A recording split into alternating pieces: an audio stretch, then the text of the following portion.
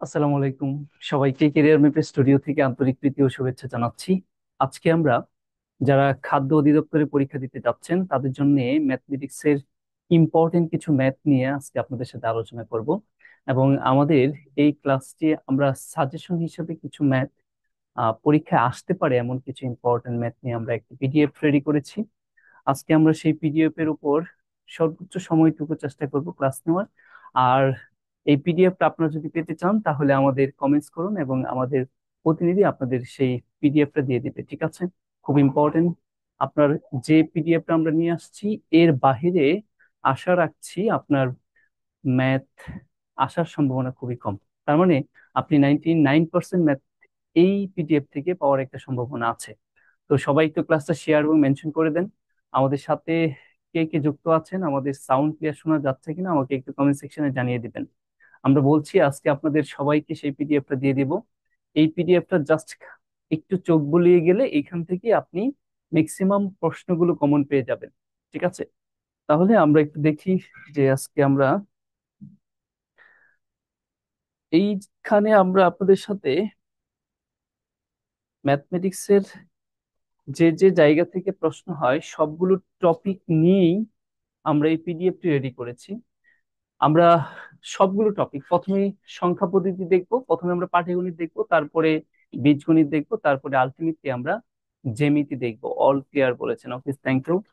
সবাই একটু ক্লাসটা শেয়ার এবং মেনশন করে দিবেন। ইম্পর্টেন্ট একটা ক্লাস, অনেকে পরীক্ষা দিতে যাচ্ছেন, যাতে সবাই ম্যাথে একটি ভালো মার্ক ক্যারি করতে পারেন আমরা সে আশায় ব্যক্ত করছি। তাহলে চলেন শুরু করে দিই। প্রথমে কি বলছে, আমরা খুব দ্রুত ক্যালকুলেশন করব, জাস্ট পরীক্ষার হলে এমসিকিউ যেভাবে ক্যালকুলেশন করতে হয় সেভাবে আলোচনা করব। যদি পি একটি মৌলিক সংখ্যা হয় তবে স্কোয়ার রুট পি একটি কি সংখ্যা? অবশ্যই স্কোয়ার রুট পি একটি অমূলদ সংখ্যা। আমরা জানি স্কোয়ার রুটের নিচে যদি কোনো মৌলিক সংখ্যা হয়, মৌলিক সংখ্যা থাকে, তাহলে সেটা অবশ্যই কি হবে? অমূলদ সংখ্যা হবে। তার কারণ কি?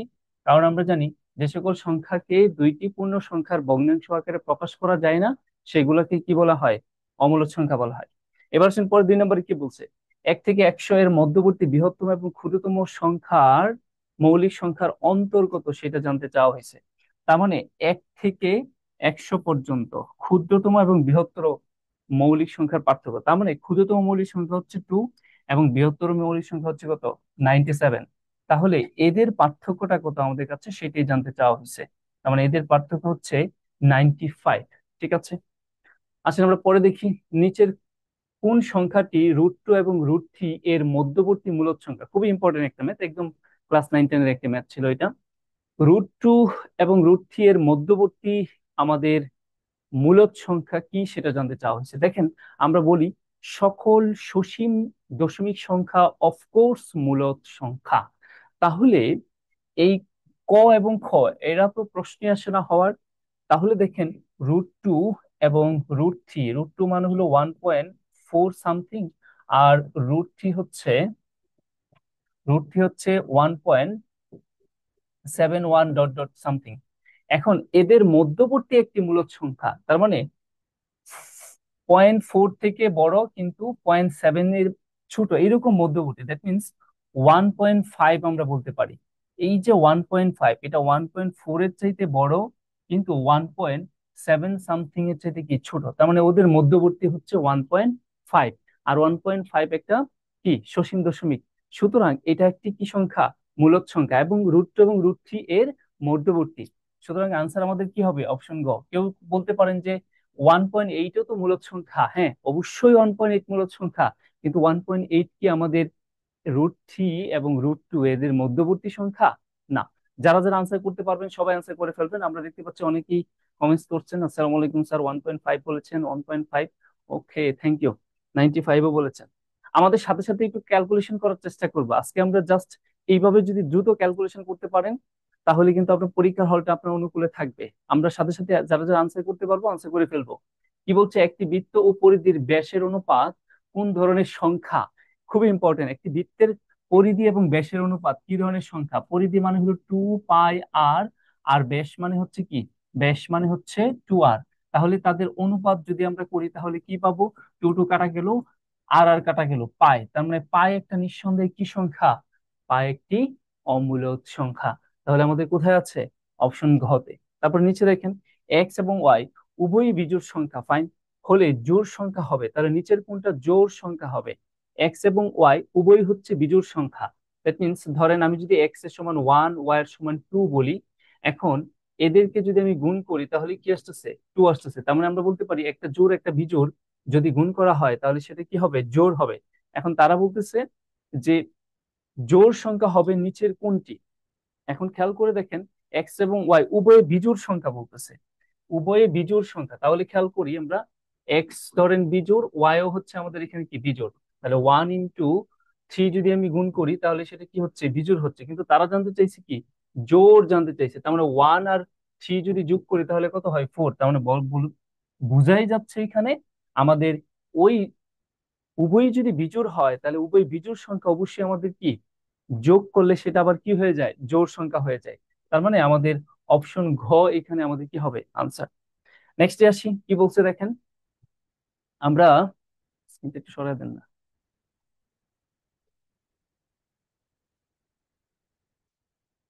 ভাজক 78, ভাগফল 25 এবং ভাগশেষ ভাজকের 1/3। তাহলে ভাজ্য কত আমাদের কাছে সেটা জানতে চাওয়া হয়েছে। তার মানে দেখেন আমাদের ভাজক বলা আছে 78, ভাজ্য বলা ভাগফল বলা আছে, আবার ভাগশেষ যেটা সেটা ভাজকের 1/3। তার মানে ভাগশেষ আমাদের যেটা হবে সেটা হচ্ছে ভাজকের 1/3। দ্যাট মিনস 78 এর 1/3 অংশ সেটা হচ্ছে আমাদের কি? ভাগশেষ। তাহলে আমরা পাবো হচ্ছে কত? 3 × 2 = 6, 3 × 4 = 26। তাহলে আমাদের ভাজ্য যেটা হবে, ভাজ্য ভাজ্য এর সূত্র আমরা কি জানি? ভাজক 78 ইন্টু ভাগফল কত? 25। এর সাথে আমরা কি করব? 78 ইন্টু 25, তার সাথে আমরা 26 যোগ করে দেব। তাহলে আমাদের কি চলে আসবে? ভাজ্যটা চলে আসবে আমাদের কাছে, যেটা জানতে চেয়েছিল। তাহলে এটা আমরা অপশন ক তে পাবো 1976। তারপরে কি বলছে? যদি তুমি 1 থেকে 100 পর্যন্ত গুনতে থাকো তবে এর মধ্যে কতটি 5 পাবে আমাদের কাছে সেটা জানতে চাওয়া হয়েছে। কতটি 5 পাওয়া যাবে? দেখেন এটা খুবই ইম্পর্টেন্ট, বারবারই পরীক্ষায় আসে। আমরা জানি 1 থেকে 100 পর্যন্ত, 1 থেকে 100 পর্যন্ত, 2 থেকে 9 পর্যন্ত যে কোনো অঙ্ক কতবার আসবে? 20 বার আসবে। ঠিক আছে, এটা কিন্তু আমরা, আরেকটা বিষয় আছে এখান থেকে এটাও জানতে চাওয়া হয়, শূন্য কতবার আসবে কিংবা ওয়ান কতবার আসবে। ঠিক আছে, ওয়ান কিন্তু কতবার আসে? 21 বার আসে। শূন্য কতবার আসে? 11 বার আসে। এগুলো খুবই ইম্পর্টেন্ট।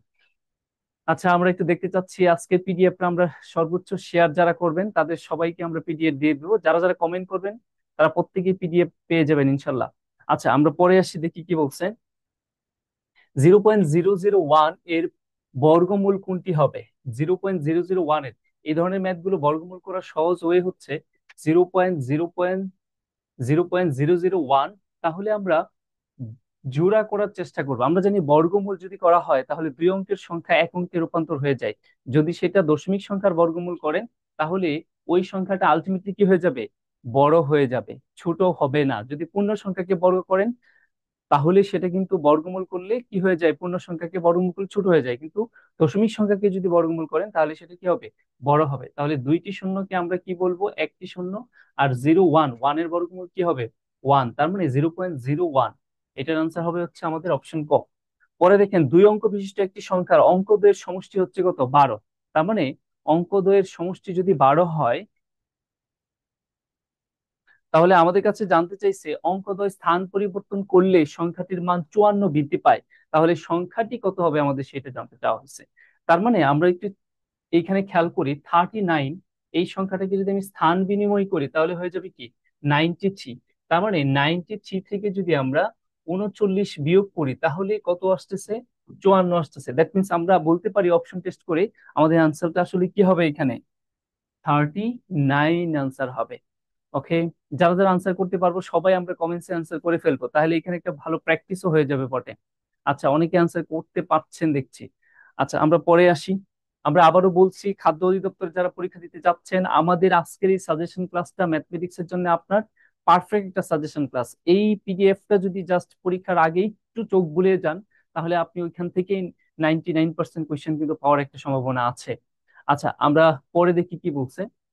একটি সংখ্যা 301 থেকে যত বড়, 381 থেকে তত ছোট, তাহলে সংখ্যাটি কত? জাস্ট আমরা এমসিকিউর জন্য খুব দ্রুত কিভাবে অ্যান্সার করব।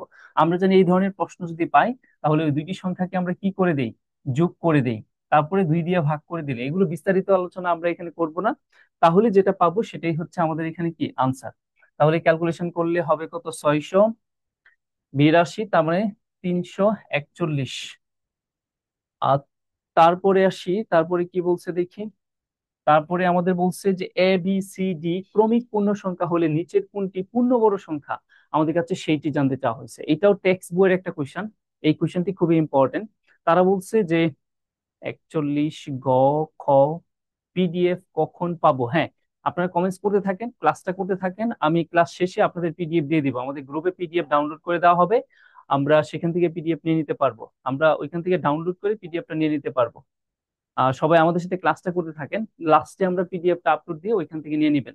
তারপরে আসেন এ বি সি ডি ক্রমিক সংখ্যা। ক্রমিক মানে কি? ধারাবাহিক সংখ্যা, একের পরে দুই, দুইয়ের পরে তিন, তিনের পরে চার, এরকম। দ্যাট মিনস 1 2 3 4, এরকম সংখ্যা। তারা বলতেছে এ বি সি ডি যদি 4টি ক্রমিক পূর্ণ সংখ্যা হয়, তাহলে নিচের কোনটি পূর্ণ বর্গ সংখ্যা? আমাদের কাছে সেটা জানতে চাওয়া হয়েছে। খেয়াল করে দেখেন, আমরা যদি পর পর 4টি সংখ্যাকে গুণ করি, দ্যাট মিনস 1 × 2 × 3 × 4, তাহলে 2 3 × 2 = 6। আমরা যদি এইখানে বলি 4 × 6 কত হবে? 24। তার সাথে যদি আমরা এক যোগ করে দিই, দেখেন সেটা একটা কি হবে? পূর্ণবর্গ সংখ্যা হবে। তার মানে আমরা সিদ্ধান্ত নিতে পারি, পরপর 4টি সংখ্যার গুণফলের সাথে যদি এক যোগ করা হয়, তাহলে সেটা মাস্ট বি কি হয়ে যাবে? পূর্ণবর্গ সংখ্যা হয়ে যাবে। আচ্ছা, এবার আসি আমরা পরে কি বলছে। নিচের কোনটি অমূলদ সংখ্যা? অমূলদ সংখ্যা আমাদের কাছে সেটি জানতে চাওয়া হয়েছে। তার মানে দেখেন, 0.4 এটা একটা মূলদ সংখ্যা। আমরা যদি বলি এখানে নিচের কোনটি অমূলদ সংখ্যা সেটি জানতে চাওয়া হয়েছে, এই জায়গায় আমরা এখানে একটা কিউব হবে। তাহলে খেয়াল করে দেখেন, এটা এটা একটু কারেকশন হবে। তার মানে এইটা এটা যেটা আসবে সেটাও কিন্তু মূলদ সংখ্যা। আমরা দেখতে পাচ্ছি সসীম দশমিক ভগ্নাংশ, সেটাও কি হবে? মূলদ সংখ্যা। তার মানে একমাত্র অমূলদ সংখ্যা এখানে আমরা কি দেখতে পাচ্ছি? অপশন গ, যেটাকে কিনা দুইটি পূর্ণ সংখ্যার ভগ্নাংশ আকারে কখনোই লেখা যাবে না। 27। আচ্ছা, তারপরে আসি ই এবং ই এবং পাই কি সংখ্যা? আমরা সবাই জানি পাই একটি অমূলদ সংখ্যা, ইও একটি কি অমূলদ সংখ্যা। তার মানে আমাদের অমূলদ সংখ্যা কোথায় আছে? অপশন গ তে আছে। আসলে আমরা পরে যাই, কি বলছে। 0। আমরা এবার চলে আসছি হচ্ছে লসাগু গসাগুর যে আমাদের টপিকটা, সেটার উপর। সবাই একটু একের আনসারটা কি হবে আমি দেখি, একটু দিতে পারেন কিনা।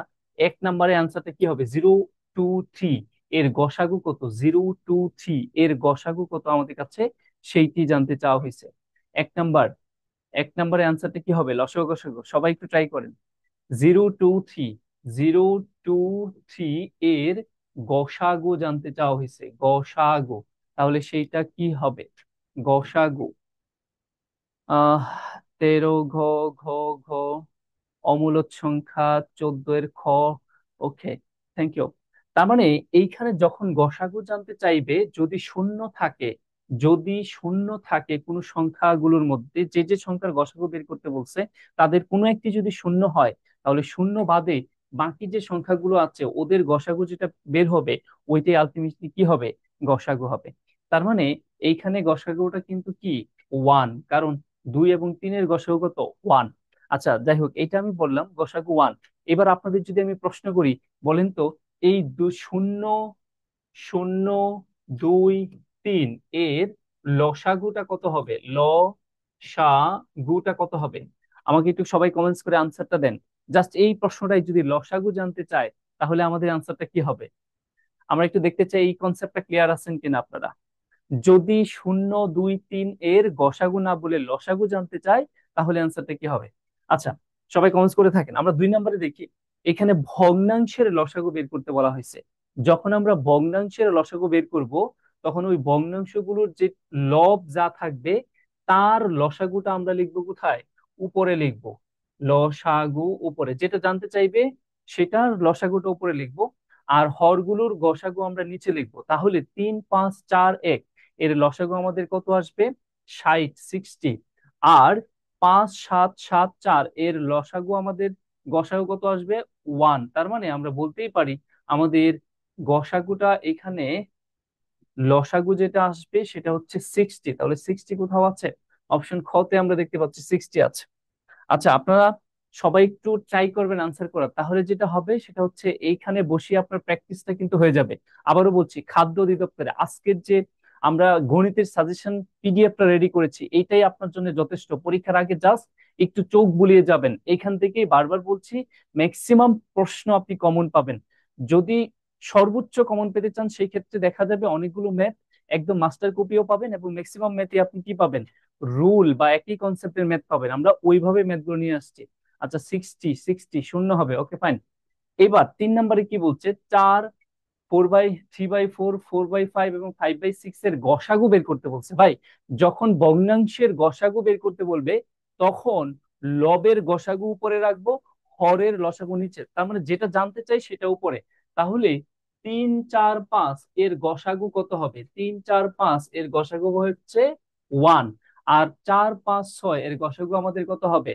4 5 6 এর গসাগু হবে হচ্ছে 60। দ্যাট মিনস আমরা বলতে পারি 1/60 হবে এই কোশ্চেনের আনসার। নেক্সটে আসছি, দেখি। ক বলেছেন অনেকে, আনসার ক বলেছেন, ওকে ফাইন, থ্যাংক ইউ। এবার 4 নম্বরে দেখেন কি বলছে। আমরা এবার কিছু কিছু ম্যাথ স্কিপ করার চেষ্টা করব, সব তো করাতে পারবো না, অনেকগুলো ম্যাথ আছে এখানে। প্রত্যেকটা টপিক থেকে মিনিমাম মিনিমাম 7 থেকে 8টা করে কোশ্চেন আমরা নিয়ে আসছি, মানে এক একটা রুল। এখানে দুইটি সংখ্যার গুণফল 1536 এবং দুইটি সংখ্যার লসাগু যদি 96 হয়, তাহলে তাদের গসাগুটা কত? এই স্ট্রাকচারের কোশ্চেন গুলো কিন্তু প্রচুর পরীক্ষায় এসে থাকে। তাহলে আমরা যদি গসাগু বের করতে চাই, সহজ কথা, যে দুইটি সংখ্যার গুণফল যা দেওয়া থাকবে, দুইটি সংখ্যার গুণফলকে আমরা লসাগু দ্বারা ভাগ করে দেব 96। তাহলে আমরা যেটা পাবো সেটাই হচ্ছে কি, ওই দুইটি সংখ্যার লসাগু জানতে চাই, দেওয়া আছে, গসাগু বের করতে বলছে। তার মানে গসাগু কতবার যাবে? একবার। তার মানে 16 হবে এটা আনসার। দ্যাট মিনস এই যে 4 নম্বর স্ট্রাকচারটা দেখতে পাচ্ছেন, এই স্ট্রাকচারটা কিন্তু খুবই ইম্পর্টেন্ট। এই কনসেপ্টের ম্যাথ গুলো কিন্তু পরীক্ষা আসার সম্ভাবনা সবচেয়ে বেশি। এবার আসেন পরে যাই, কি বলছে, কোন লঘিষ্ঠ সংখ্যার সাথে 2 যোগ করলে যোগফল 12 18 24 দ্বারা বিভাজ্য হবে? আরো একটা ইম্পর্টেন্ট রুল লসাগু গসাগু থেকে।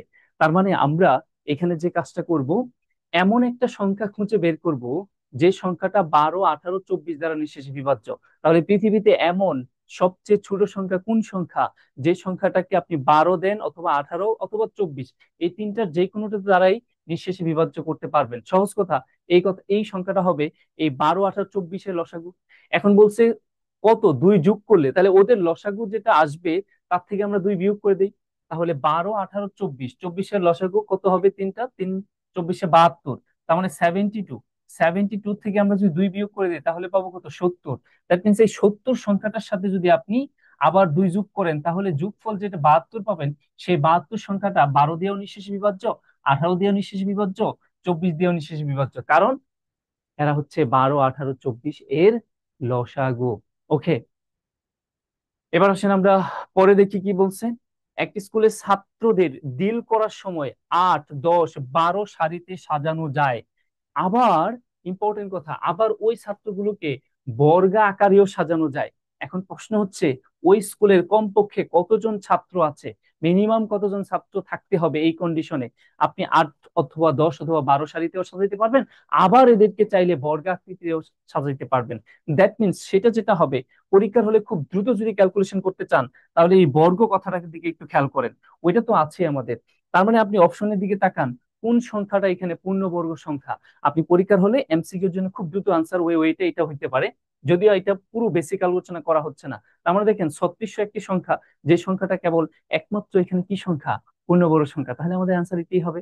আমি কিন্তু আজকে পুরো ক্যালকুলেশন দেখাচ্ছি না, জাস্ট পরীক্ষার হলে আপনি দ্রুত কিভাবে ক্যালকুলেশন করবেন এবং কি কি ম্যাথ গুলো আপনার খাদ্য অধিদপ্তরের পরীক্ষার জন্য ইম্পর্টেন্ট হতে পারে, জাস্ট ওই টাইপের ম্যাথ গুলো আমরা টপিক ওয়াইজ নিয়ে আসছি। তো যারা যারা পিডিএফ পেতে চান সবাই একটু কমেন্টস শেয়ার করতে থাকেন। আমরা ক্লাস শেষে আপনাদের প্রত্যেক কমেন্টদারীদেরকে আমরা কি পিডিএফ দিয়ে দিব ইনশাল্লাহ।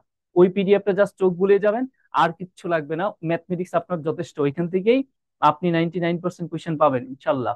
এবার কি বলছে, 197 এর সাথে কত যোগ করলে 9, 15 এবং 25 দ্বারা নিঃশেষে বিভাজ্য হবে। তার মানে এইটাও আমরা বুঝতে পারছি, 9, 15, 25 এর কি নিতে হবে আগে? লসাগু নিতে হবে। তারপরে লসাগু যেটা আসবে, সেই লসাগু 197, ওই লসাগু থেকে আমরা কি করে দিব? বিয়োগ করে দিব। তাহলে 9, 15, 25 এর লসাগু হবে 225। এই 225 থেকে এইবার আমরা কি বিয়োগ করে দিব? 197 বিয়োগ করে দিব। কারণ আমরা 197 কখনোই 9, 15 এবং 25 এই তিনটাই তারা একসাথে ভাগ যাবে না। তার মানে 9, 15, 25 দ্বারা ভাগ যাবে এমন পৃথিবীর সবচেয়ে ছোট সংখ্যা কত হবে? 225। এখন আমাদের আছে কত? 197। তাহলে 197 এর সাথে আরো কত অ্যাড করতে হবে? তাহলে 225 এবং 197 এর পার্থক্যটা কত, আমাদের সেইটা অ্যাড করতে হবে। তার মানে কত? 28। 28 যদি আমি 197 এর সাথে অ্যাড করি, তাহলে ওই সংখ্যাটা 9 দেওয়া যাবে, 15 দেওয়া যাবে, এবং কি 25 ধারাও নিঃশেষে বিভাজ্য যাবে। আই নিড পিডিএফ, অফকোর্স আপনাদের সবাইকে আমি পিডিএফ দিয়ে দিব। যারা এখানে কমেন্টস করছেন প্রত্যেকেই পিডিএফ পাবেন। ঠিক আছে? সবাই একটু আমাদের সাথে এখন আপাতত ম্যাথ গুলো করতে থাকেন। পরীক্ষার হলের ভাইপে আমরা ক্যালকুলেশনটা করাচ্ছি। জাস্ট ম্যাথ দেখবেন, বুঝবেন, এবং ক্যালকুলেশন কিভাবে খুব দ্রুত ক্যালকুলেশন করতে হয় সেই বিষয়টা আমরা দেখব। এবার দেখেন কি বলছে। আমরা শতকরায় চলে আসছি। শতকরার কোন কনসেপচুয়াল ম্যাথ গুলো আপনার জন্য ইম্পর্টেন্ট?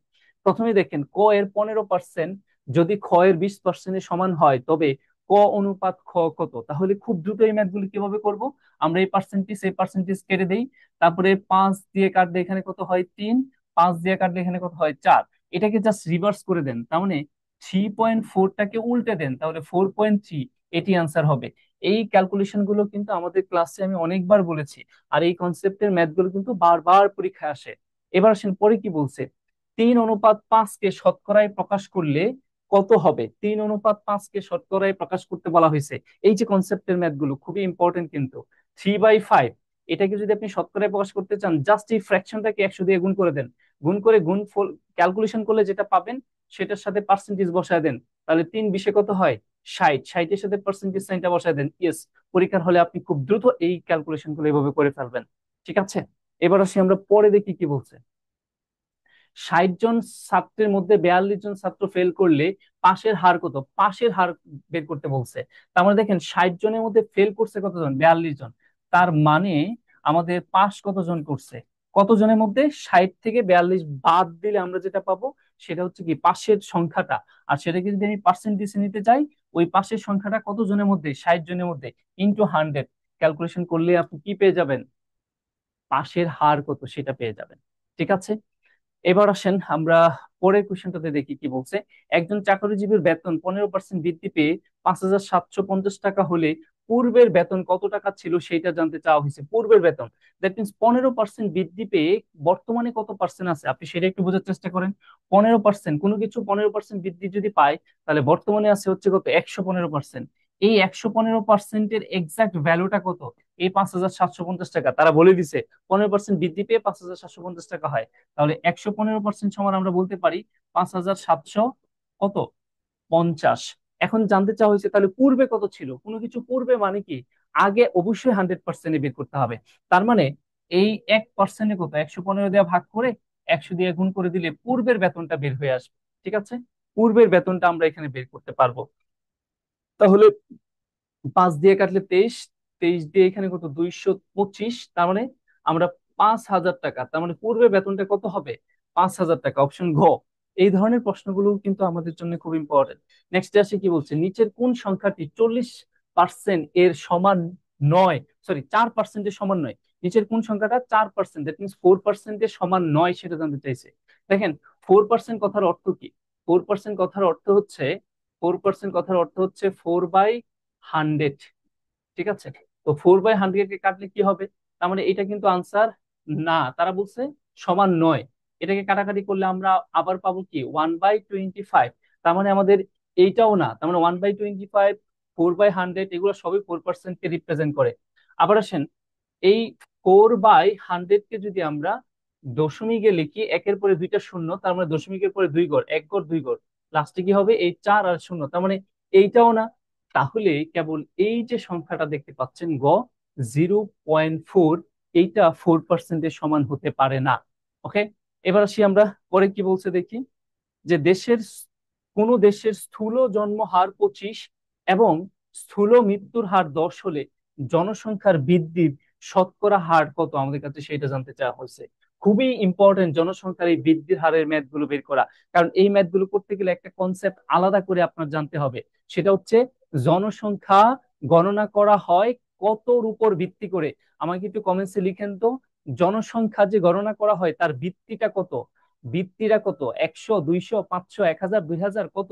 জনসংখ্যা গণনার ভিত্তি কত? এখানে দেখেন, আমাদের 25 জন হচ্ছে কি স্থূল জন্ম হার, এর মধ্যে মৃত্যু হার হচ্ছে কত? 10। তাহলে তাদের বিয়োগফল কত? 15।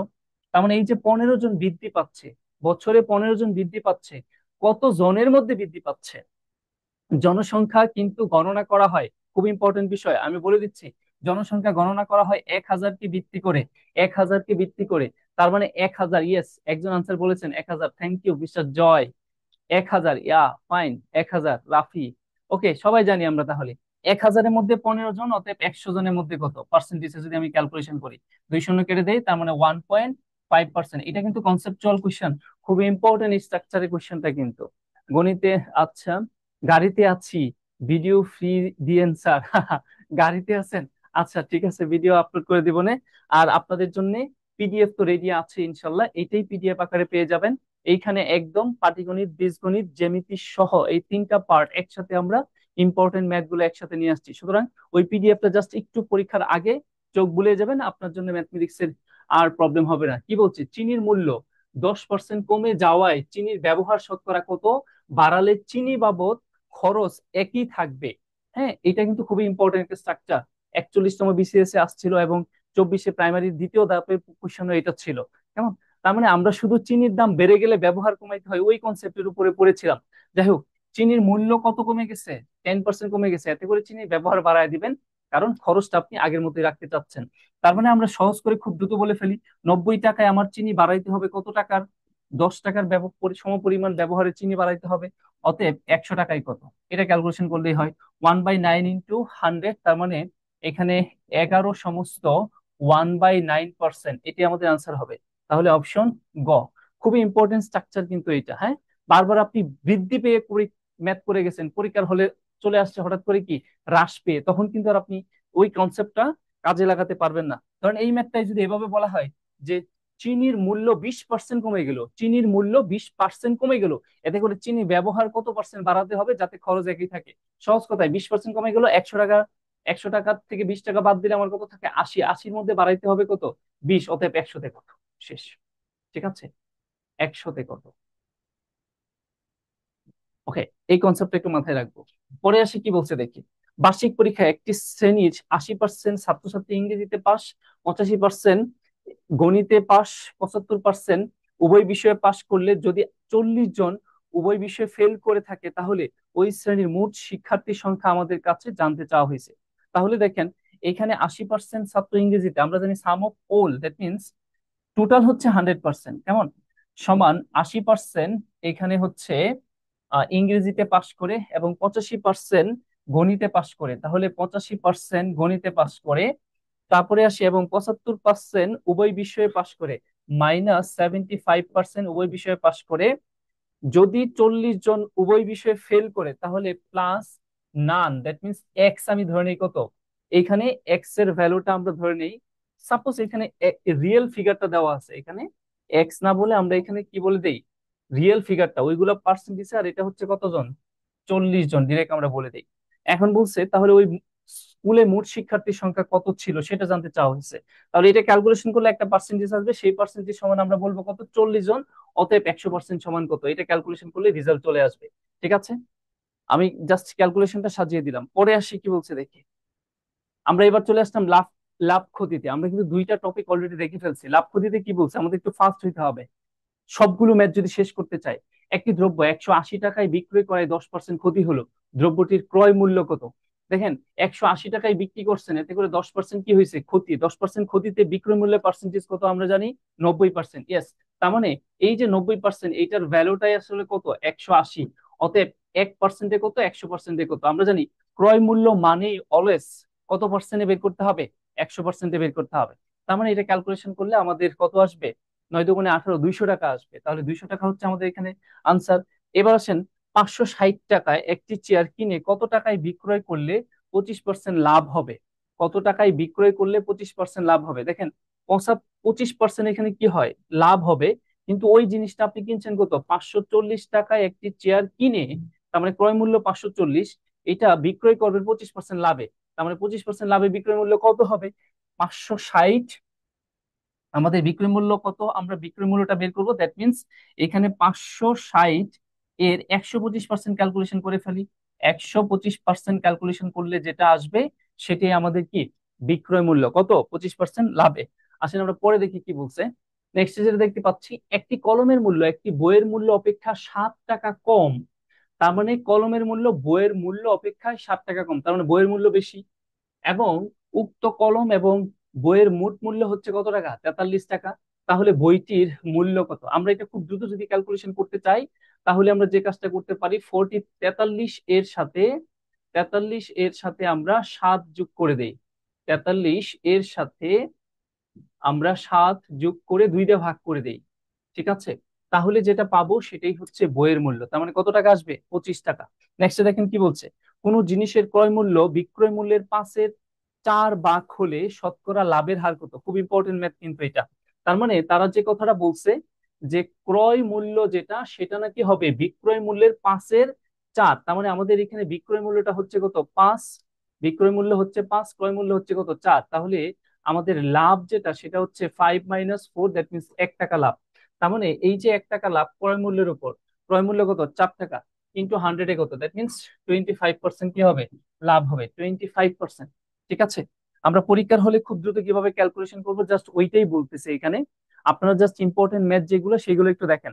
সবাই একটু ক্লাসটা শেয়ার এবং মেনশন করে দেন, কমেন্টস করেন প্রত্যেকটা ম্যাথের ক্ষেত্রে আপনি খুব দ্রুত সমাধান কিভাবে করবেন, খাতা কলম নিয়ে পাশে বসেন। এবং সবাই একটু দেখার সুযোগ করে দেন, আমি সবাইকে পিডিএফটা দিয়ে দিব। এখানে কি বলছে, একটি গড়ি 10% ক্ষতিতে বিক্রয় হলো, বিক্রয় মূল্য 45 টাকা বেশি হলে 5% লাভ হতো, ঘড়িটির ক্রয় মূল্য কত? খুবই কনসেপচুয়াল কোয়েশ্চেন, খুবই ইম্পর্টেন্ট কোয়েশ্চেন। এবার 47 বিসিএস এও কিন্তু এই টাইপের কোয়েশ্চেনটা পরীক্ষা আসছিল, এই টাইপের কোয়েশ্চেনটি। এবার কি বলছে দেখেন, তার মানে এই ম্যাথটা আমরা করতে গেলে খুব দ্রুত কিভাবে বের করবো, আমরা জাস্ট এটা বলি, ক্রয় মূল্য খুব দ্রুত কিভাবে বের করব। যে 2টা পার্সেন্টেজ দেওয়া থাকবে, সেই 2টা পার্সেন্টেজ আমরা যোগ করে দেব। দ্যাট মিনস, আর উপরে লিখবো কত টাকা বেশি সেটা। এটা কিভাবে আসছে, আমাদের ক্লাসগুলোতে আমরা অনেকবার বেসিক আলোচনা করেছি। তাহলে 10 প্লাস কত, 5 ইন্টু 100 দ্বারা গুণ করে দেন। তাহলে কি চলে আসবে, ক্রয় মূল্য চলে আসবে। খুবই ইম্পর্টেন্ট স্ট্রাকচার কিন্তু এটা, এই স্ট্রাকচারটা স্পেশালি প্রফিট এন্ড লসের ক্ষেত্রে খুব ইম্পর্টেন্ট একটা স্ট্রাকচার। আসলে আমরা পরে দেখি কি বলছে। একটি দ্রব্য 1920 টাকায় বিক্রয় করলে যত লাভ হয় 1280 টাকায় বিক্রয় করলে তত ক্ষতি হয়। তাহলে আমাদের কাছে জানতে চাওয়া হয়েছে, দ্রব্যটি কত টাকায় বিক্রি করলে 25% লাভ হবে সেটা জানতে চাওয়া হয়েছে। তার মানে দেখেন, প্রথমে আমরা ক্রয় মূল্য বের করব। এইখানে ক্রয় মূল্যটা আমরা ডিরেক্ট বিক্রয় মূল্য বের করে ফেলি। দেখেন, এক লাইনে পরীক্ষার হলে ডিরেক্ট বিক্রয় মূল্য আমরা কিভাবে বের করব, আগে ক্রয় মূল্য বের করি। যে 2টা টাকার পরিমাণ দেওয়া থাকবে, যত লাভ তত ক্ষতি যদি হয়, সেই ক্ষেত্রে যে 2টা টাকার পরিমাণ দেওয়া থাকবে সেদেরকে ওদেরকে আমরা যোগ করে দিব। 1920 যোগ কত, 1280, এদেরকে যোগ করে 2 দিয়ে ভাগ করে দিব। তাহলে যেটা পাবো সেটা হচ্ছে আমাদের ক্রয় মূল্য, যেটা পাবো সেটা হচ্ছে ক্রয় মূল্য।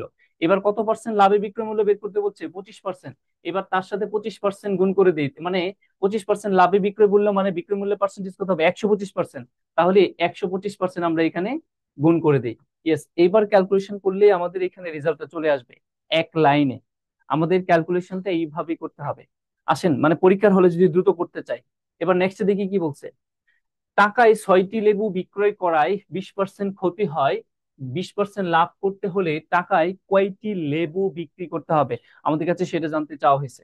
তো এই ধরনের কোশ্চেন গুলো আমরা পরীক্ষার হলে খুব দ্রুত কিভাবে করব, টাকায় টাকায় ইকুয়াল আমাদের কয়টি বিক্রি করতে হবে জানি না, ইনটু প্রথমে কি হচ্ছে 20% ক্ষতি, তারপরে কি 20% লাভ, তার মানে 120 ডিভাইডেড 20% ক্ষতি মানে কি 80। এবার ক্যালকুলেশন করলে হয়ে যাচ্ছে, এখানে শূন্য শূন্য কেটে দেই। আর আমাদের এখানে যদি ক্যালকুলেশন করি, তাহলে 4, আর এখানে হচ্ছে কত, 2, আর এখানে হচ্ছে কত, 3, আর এখানে 3 করলে আমরা পাবো হচ্ছে এখানে কত, যেটা আসবে সেটা হচ্ছে 1/1 into 6 divided x into 80 divided 120। Calculation করলে আমরা এখানে 6 দুগুণে কত, 12, আর এখানে হচ্ছে কত, 4। আচ্ছা, এবার আসি, পরে কি বলছে দেখি। একটি দ্রব্য 25% লাভে বিক্রয় করলে বিক্রয় মূল্য ও ক্রয় মূল্যের অনুপাত কত আমাদের কাছে সেটা জানতে চাওয়া হয়েছে। এটাও কিন্তু ইম্পর্টেন্ট একটা ম্যাথ। 25% লাভে বিক্রয় করলে বিক্রয় মূল্য এবং ক্রয় মূল্যের অনুপাত, এই জায়গাটা কিন্তু খেয়াল করতে হবে। অনেকে আবার ক্রয় মূল্য বিক্রয় মূল্য বের করে ফেলবেন, কি জানতে চাইছে অনুপাত সেটা দেখবেন। দেখেন 25% লাভ, এই কথার অর্থ হচ্ছে আমার ক্রয় মূল্য যদি 100 টাকা হয়, ক্রয় মূল্য যদি 100 টাকা হয়, তাহলে আমার 25% লাভে বিক্রয় মূল্য কত হবে, 125 টাকা। এখন এটা অনুপাত করলে হয় 5:4। এস 5:4 কোথায় আছে আমাদের, সেটা আনসার হবে অপশন কতে আছে। এই ধরনের ম্যাথ গুলোই কিন্তু পরীক্ষা আসার সম্ভাবনা একটু বেশি। এবার আসেন আমরা নেক্সটে যাই, কি বলছে দেখি। এবার আমরা ভগ্নাংশ এবং সুদ কষায় চলে আসলাম, দেখি কি বলছে। নিচের কোন ভগ্নাংশটি ছোট সেটা জানতে চাওয়া হয়েছে। এইরকম ছোট বড় ভগ্নাংশ আইডেন্টিফাই করার বিষয়টা কিন্তু পরীক্ষায় প্রচুর এসে থাকে। দেখেন আমরা কিভাবে দ্রুত আইডেন্টিফাই করব। আড়াআড়ি গুণ করব, 7 কে 7। আমরা এখানে চিন্তা করব এই ভগ্নাংশটাকে 7 চিন্তা করব, আর 3 3 কত, 9। তাহলে এই 7 এবং 9-এর মধ্যে ছোট কে, অবশ্যই এখানে ছোট হচ্ছে 7। তার মানে এইখানে 1/3টা ছোট। এবার এই 1/3 এর সাথে বাকিটার কম্পেয়ার করি। এখানে কত হবে, 5। 1/3, তাহলে এখানে কত হবে, 5। আর এখানে কত হবে, 6। তার মানে এই মুহূর্তেও ছোট কে, 5। তার মানে 1/3 এখানে ছোট। এই লাস্ট 1/3 কে এইবার আমরা কম্পেয়ার করি পরেরটাতে। তাহলে এখানে কত আসে, 9। আর 3 4 কত, 12। তার মানে বোঝাই যাচ্ছে এখনো কে, 9 ছোট। দ্যাট মিনস 1/3টাই এখানে ছোট। তাহলে সবচেয়ে ছোট ভগ্নাংশ হচ্ছে এখানে কি, 1/3। এটাকে বলা হয় ক্রস মাল্টিপ্লিকেশন রুল। খুব দ্রুত আপনি কিভাবে আইডেন্টিফাই করবেন। নেক্সটে দেখেন কি বলছে। একটি তেলপূর্ণ পাত্রের ওজন 32 কেজি এবং অর্ধেক তেলের পাত্রের ওজন হয় হচ্ছে কত, 20 কেজি। এখন পাত্রটির ওজন কত আমাদের কাছে সেইটি জানতে চাওয়া হয়েছে। খুবই ইম্পর্টেন্ট একটা ম্যাথ। সরাসরি এইটাই যদি আসে তাহলে কপি দিয়ে চলে আসবে, একদম মাস্টার কপি চলে আসবে। তাহলে আমরা এখানে কি করব, 32, 32 কে 32 থেকে আমরা কত, হাফ হইলে কত হয়, 20, বাদ দিয়ে দিব। তাহলে বাদ দিলে আমরা পাবো হচ্ছে কত এখানে, 2। আর হচ্ছে কত, 12। এটাকে আবার আমরা দ্বিগুণ করে দিব, তাহলে আসবে কত, 24। এখন এই 32 থেকে আমরা 24 বিয়োগ করে দিব। 32 থেকে আমরা 24 বিয়োগ করে দিব, তাহলে আমাদের এখানে আনসার চলে আসবে কত, 8। তার মানে ওইখানে পাত্রটির ওজন ছিল কত কেজি, 8 কেজি। আমরা খুব দ্রুত ক্যালকুলেশন করলাম, পরীক্ষার হলে কিভাবে করবেন অনেকে হয়তো ধরতে পাচ্ছেন না যে আসলে এটা কিভাবে ক্যালকুলেশন করা হলো, ইত্যাদি ইত্যাদি।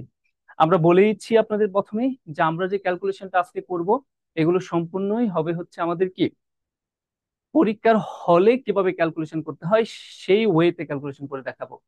আর তাছাড়া আমরা এখানে সময় কম পাচ্ছি, অনেকগুলো ম্যাথ আপনাদের করাবো। একদম জ্যামিতির যত ম্যাথ আমাদের, তিনটা স্ট্রাকচারে, পাটিগণিত, বীজগণিত এবং জ্যামিতি, তিনটাই আমরা দেখাবো আপনাদের এখানে। আসেন আমরা পরে দেখি কি বলছে।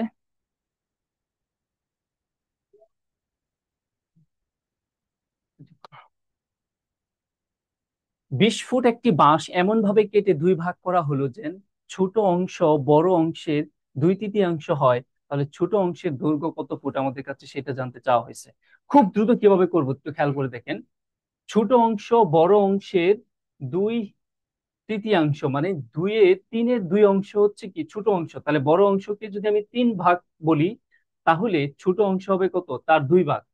তার মধ্যে আমাদের ছোট অংশের দৈর্ঘ্যটা কত সেটা জানতে চাওয়া হয়েছে। তাহলে আমি অনুপাতটা এটা বলতে পারি, ওই বাঁশের 3:2 এই ভাগে ভাগ করা হয়েছে। তার মানে এবার দুই অংশের মান জানতে চাওয়া হয়েছে, তাহলে 2 + 3, উপরে হচ্ছে 2 ইন্টু এখানে হচ্ছে কত, 20।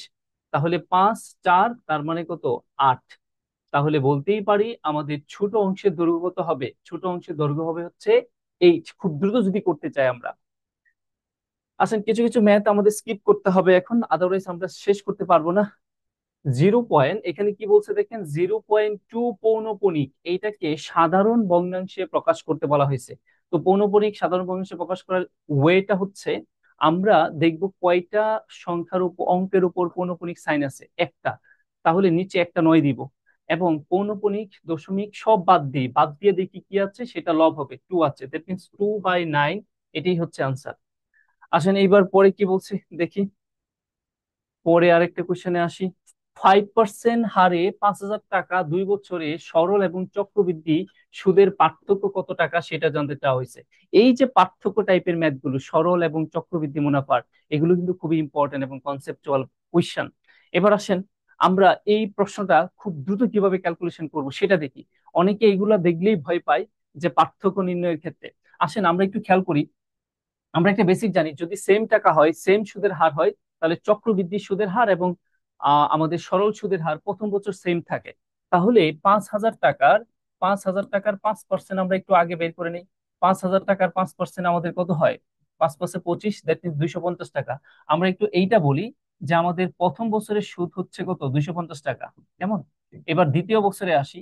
দ্বিতীয় বছরেও আমার সিম্পল ইন্টারেস্ট কত? সেই 250 টাকাই হবে, কিন্তু কম্পাউন্ড ইন্টারেস্ট একটু বেড়ে যাবে। সেটা কেমন বেড়ে যাবে? ওই 250-এর আবার কত পার্সেন্ট বের করব? 5% বের করব, তাহলেই হয়। তার মানে এই শূন্য এই শূন্য কেটে দেই আমরা।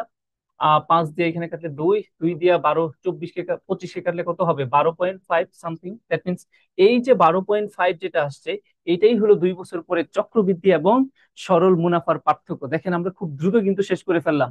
খুব দ্রুত এই ধরনের ম্যাথ গুলো আসলে আমরা ওই কনসেপ্টটা ব্যবহার করে খুব দ্রুত ক্যালকুলেশন করে ফেলতে পারি। এগুলো আমরা আমাদের বেসিক ক্লাসগুলোতে, আমাদের শিডিউল ক্লাসগুলোতে এই প্রসিডিউর গুলো অনেকবার কথা বলেছিলাম। আচ্ছা, কোনো আসল 20 বছরে সুদে আসলে দ্বিগুণ হলে কত বছরে সুদে আসলে 3 গুণ হবে?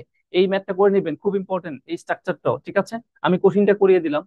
4% হার মুনাফায় কোনো টাকায় 2 বছরে সরল ও চক্রবৃদ্ধি মুনাফার পার্থক্য 1 হলে আসল কত আমাদের সেটা জানতে চাওয়া হয়েছে। এখান থেকে আরেকটা কোশ্চেন। এই কোশ্চেনটা কিন্তু আরেকটা ইন্ডিভিজুয়াল কোশ্চেন, ঠিক আছে? আচ্ছা, পরে আসি, এটাও করে নেবেন। এখানে কি বলছে? 20% যৌগিক মুনাফায় মূলধন যদি আমাদের 10,000 টাকা হয়, তাহলে 2 বছর বিনিয়োগ করা হলে যৌগিক মুনাফার অর্ধ বছর হিসাব ধরা হয়, তাহলে চক্রবৃদ্ধি মূলধন কত সেটা জানতে চাওয়া হয়েছে। তাহলে চক্রবৃদ্ধি মূলধনের সূত্র আমরা যেটা বলছি বা আমরা সবাই জানি, চক্রবৃদ্ধি মূলধনের সূত্র হচ্ছে এইটা।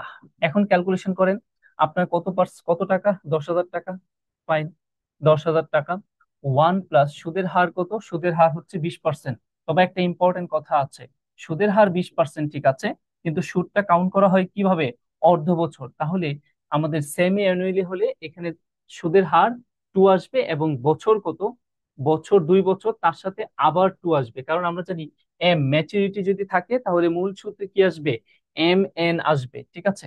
মূল সূত্রে যেটা আসবে সেটা হচ্ছে P × 1 + R/100 ইন্টু M^m⁴ এটা আসবে। এটা কখন আমরা ব্যবহার করব? যখন বছরে একাধিকবার চক্রবৃদ্ধি হবে। এখন এটা ক্যালকুলেশন করলেই কিন্তু আমাদের রেজাল্টটা চলে আসবে, ঠিক আছে? এখন আমরা যদি এটা ক্যালকুলেশন করি তাহলে কি দাঁড়ায় আমাদের? এখানে হচ্ছে 10,000, তারপর আমরা যদি এটাকে কাটাকাটি করি, এই শূন্য এই শূন্য করে দিই, এটা এটা 2 2 কাটা যাক, তাহলে আমাদের যেটা থাকবে সেটা হচ্ছে 11, আর এখানে হচ্ছে কত? 10, আর এখানে হচ্ছে কত? 4। তার মানে আমরা যেটা বলতে পারি, 10,000 ইন্টু 11, 11-এর উপরে আমরা পাওয়ার 4 দিলাম, আর 10, 10-এর উপর 100, এখানে কত ছিল? 10 ছিল, নট 1,000। 10-এর উপরে পাওয়ার 4 মানে হলো একের পরে 4টা শূন্য। খেয়াল করে দেখেন, এই 4টা শূন্য দিয়ে 10,000 10,000 কাটা গেল, রয়ে গেল আমার কত? 11 টু দি পাওয়ার 4। ইয়েস, এটা কিন্তু আলটিমেটলি ক্যালকুলেশন করার দরকার নাই, এবং তারা প্রশ্ন উত্তর সেভাবেও দেয় নাই, ডিরেক্ট আপনার একদম সহজ করে ক্যালকুলেশনটা তারা দিয়েছে। তার মানে 11 টু দি পাওয়ার কি 11 টু দি পাওয়ার 4, এটাই হচ্ছে আনসার। তো যৌগিক মুনাফা দেখে ভয় পাওয়ার কিছু নাই, নর্মালি ক্যালকুলেশন করে গেলে আনসার হয়ে যাবে। আসেন পরে কি বলছে, 4 6 8 এর চতুর্থ সমানুপাত কোনটি আমাদের কাছে সেটা জানতে চাওয়া হয়েছে। আমরা সমানুপাত অনুপাত সমানুপাতে চলে আসলাম। চতুর্থ সমানুপাত, দ্যাট মিনস তারা যেটা বলছে সেটা হচ্ছে 4 6 8। চতুর্থ সমানুপাত কত জানি না, ঠিক আছে? এবার আমরা এটাকে বলতে পারি 4/6, 4/6 সমানুপাত মানে সমান, এখানে কি বলতে পারি? 8/x। এবার কাটাকাটি করেন, 4 দিয়ে কাটলে এখানে কত হবে? 2, আর আর গুণ করলে 3 দুগুণে কত হবে? 6 দুগুণে কত হবে? 12। তার মানে আমাদের চতুর্থ সমানুপাতিক যেটা হবে সেটা হচ্ছে কত? 12। আমরা খুব দ্রুত যদি করতে চাই, এবার আমরা পরে আসি। এ বি সমান 2:3, বি সমান বি সি সমান 4:5 হয়, তাহলে সি অনুপাত এ এর ভ্যালুটা কত সেটা জানতে চাওয়া হয়েছে। তাহলে দেখেন এ বাই বি সমান আমরা বলছি 2:3। আচ্ছা, পরে আসি। বি ইন্টু সি আমরা এটা এইভাবে লিখি, বি ডিভাইডেড সি সমান এ আর বি এর অনুপাত ছিল 2:3 ইন্টু বি আর সি এর অনুপাত ছিল 4:5। এবার আসেন আমাদের কাছে জানতে চাইছি সি অনুপাত এ, তাহলে বি বি কাটা যাচ্ছে, আমরা সেটা কেটে দিই। আর এইখান দিয়ে আমরা কি কাটতে পারি, এখান দিয়ে আর কাটাকাটি যাচ্ছে না, আমরা গুণ করে দিই। তাহলে 4 দুগুণে কত 8, 3 5 কত 15, 4 দুগুণে হচ্ছে 8, আর এখানে হচ্ছে কত 15। তার মানে আমরা এটাকে, যেহেতু তারা সি অনুপাত এ বলছে, এটা একটা টুইস্ট কিন্তু এখানে আমাদের কিন্তু আসছে যেটা, সেটা হচ্ছে এ অনুপাত সি এর ভ্যালু আসছে 8:15, কিন্তু তারা কিন্তু জানতে চাইছে সি অনুপাত এ, দ্যাট মিনস 15 অনুপাত কি হবে 8। এই জায়গাটা কিন্তু খুব ইম্পর্টেন্ট। আমাদের কাছে কি জানতে চাইছে আর কি দেওয়া আছে, আপনার কাছে মনে হইতে পারে এ অনুপাত সি, না, এটা কিন্তু লাস্টে একটা টুইস্ট তারা দিয়ে দিয়েছিল। এবার দেখেন দুইটি বৃত্তের ব্যাসার্ধের অনুপাত 3:2, বৃত্ত দুইটির ক্ষেত্রফলের অনুপাত কত হবে। এই ধরনের ম্যাথ গুলো কিন্তু খুবই কনসেপচুয়াল এবং খুবই ইম্পর্টেন্ট এবং খুব সহজ ম্যাথও বটে। বৃত্তের ব্যাসার্ধের অনুপাত যদি দেওয়া থাকে, তাহলে বৃত্তের ক্ষেত্রফলের অনুপাত হবে ওই ব্যাসার্ধ এর বর্গ। তার মানে কত 9:4। কেন, ধরেন যে পাই আর স্কোয়ার অনুপাত, আমরা যদি বলি পাই আর স্কোয়ার, তাও খেয়াল করে দেখেন পাই পাই চলে যাচ্ছে, এটা কনস্ট্যান্ট, এটা অপরিবর্তনীয় থাকে, তাহলে বৃত্ত বড় হবে কতটুকু ছোট হবে সেটা ডিপেন্ড করে তার রেডিয়াসের উপর, ঠিক আছে। তাই জাস্ট বড় করে দিলেই হয়। আচ্ছা, নেক্সটে আসি। খুবই ইম্পর্টেন্ট একটা ক্লাস আপনাদের বলছি, আপনারা সবচেয়ে জরুরি হচ্ছে ক্লাসটা করার পর যদি আপনি ওই পিডিএফটা দেখেন, তারপরে একটু চোখটা বুলিয়ে নেন, তাহলে কিন্তু আপনার একটা বেশ কংক্রিট একটা প্রিপারেশন কিন্তু হয়ে যাবে খাদ্য অধিদপ্তরে যারা পরীক্ষা দিতে যাচ্ছেন। তো আমি বারবার বলছি সবাই ক্লাসটা একটু একটু মনোযোগ দিয়ে করেন, এবং পারলে আপনাদের ক্লাস, আপনাদের যারা একদম ক্লোজ ফ্রেন্ড সার্কেল আছে ওদের একটু মেনশনও করে দিতে পারেন। আমরা সবাইকে পিডিএফ দিয়ে দিব, সবাইকে আমরা ক্লাস শেষে পিডিএফটা দিয়ে দিব, আপনারা পিডিএফটা সংগ্রহ করে নেবেন। বৃত্তের পরিধি ও ব্যাসের অনুপাত কত আমাদের সেটা জানতে চাওয়া হয়েছে। বৃত্তের পরিধি এবং ব্যাসের অনুপাত এর আগেও মনে হয় আমরা কথা বলেছিলাম। বৃত্তের পরিধি এবং ব্যাসের অনুপাত হচ্ছে পাই, আর পাইকে আমরা যদি ফ্র্যাকশনে লিখি তাহলে 22/7 লিখতে পারি। তাহলে 22/7 অপশন আমাদের কি খতে আনসার আছে। এখানে দেখেন, আচ্ছা এটা আমরা পরে পরে নিতে পারি, সমস্যা নেই। এবার গড় বয়স এবং পরিসংখ্যান থেকে কি কি কোশ্চেন আসতে পারে, কোন কোন কনসেপচুয়াল কোশ্চেন গুলো আসতে পারে। দেখেন কোন পরীক্ষায় রহিমের প্রাপ্ত নম্বর যথাক্রমে 82, 85, 92, চতুর্থ পরীক্ষায় তাকে কত নম্বর পেতে হবে যেন তার প্রাপ্ত নম্বরের গড় কত দাঁড়ায়, 87 দাঁড়ায়। তার মানে চতুর্থ পরীক্ষায় কত পাইতে হবে সেটা আমরা জানি না। ধরেন এই মুহূর্তে তার একটাতে আছে 82, আরেকটাতে আছে হচ্ছে কত 85, আরেকটাতে হচ্ছে আছে 92, 4 নাম্বারটাতে কত পাইতে হবে সেটা আমরা জানি না। চতুর্থ পরীক্ষায় কত পেতে হবে যাতে করে তার গড় নাম্বার দ্বারাই হচ্ছে কত 87। তার মানে আমরা ভাগ দিব কত দিয়া, রাশিগুলোর যোগফল ভাগ রাশির সংখ্যা, 5টা রাশি এখানে, সমান কত হবে 78। এইটা ক্যালকুলেশন করলে এক্স এর ভ্যালু যেটা আসবে সেটাই হচ্ছে আমাদের ওই চতুর্থ পরীক্ষায় তাকে এত পাইলে তার গড় আলটিমেটলি গিয়ে দাঁড়াবে 87। ওকে, তারপরে কোশ্চেনটা দেখেন, এম সংখ্যক সংখ্যার গড় এক্স, এন সংখ্যক সংখ্যার গড় ওয়াই, সব সংখ্যার গড় কত। খুবই খুবই ইম্পর্টেন্ট একটা ম্যাথ, ঠিক আছে। এই ম্যাথ একদম মাস্টার কপিও চলে আসার একটা সম্ভাবনা আছে। তাহলে দেখেন, আমরা জানি গড়ের সূত্র কি, রাশিগুলোর যোগফল। তাহলে এম সংখ্যক সংখ্যার গড় যদি এক্স হয়, তাহলে এম সংখ্যক সংখ্যার সমষ্টি কি হবে এম এক্স, প্লাস তারপরে কি বলছে এন সংখ্যক সংখ্যার গড় ওয়াই, তাহলে এন সংখ্যক সংখ্যার সমষ্টি কি হবে এন ওয়াই। এইবার পুরো সংখ্যাগুলোর গড় কত ডিভাইডেড সংখ্যা, রাশিগুলোর যোগফল হলো এবার রাশির সংখ্যা, তাহলে রাশির সংখ্যা হচ্ছে কত এম প্লাস এন। তার মানে এইটি আমাদের answer, M X plus N Y divided M plus N, M X plus N Y divided M plus N. ইস, অপশন গ তে আমরা সেই আনসারটা দেখতে পাচ্ছি। ঠিক আছে, আসেন আমরা পরে দেখি কি বলছে। এখানে তিনটি সংখ্যার গড় 6, তিনটি সংখ্যা সহ চারটি সংখ্যার গড় 8, চতুর্থ সংখ্যা অর্ধেক অংশ নির্ণয় করো। তার মানে এটা আমরা খুব সহজে পারবো, এই ম্যাথ গুলো আমি আর না বলি, আমরা একটু আরেকটু সামনে যাই। অনেকগুলো ম্যাথ, 2, 7, 5, 4, 6, 10 সংখ্যাগুলোর প্রচুরক নিচের কোনটি। প্রচুরক বলতে কি বোঝায়, মোট, মিডিয়ান, এভারেজ। হ্যাঁ, আমরা এটাকে পরিসংখ্যান বলে থাকি। দেখেন প্রচুরক মানে হচ্ছে ইংলিশে যেটাকে মোট বলা হয়, মানে একই উপাত্ত সর্বাধিক সংখ্যক বার যেটা আছে সেটাই হচ্ছে প্রচুরক।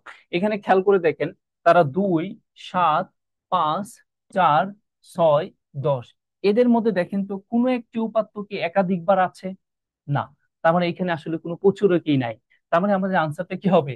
প্রচুরক আসলে এখানে নেই।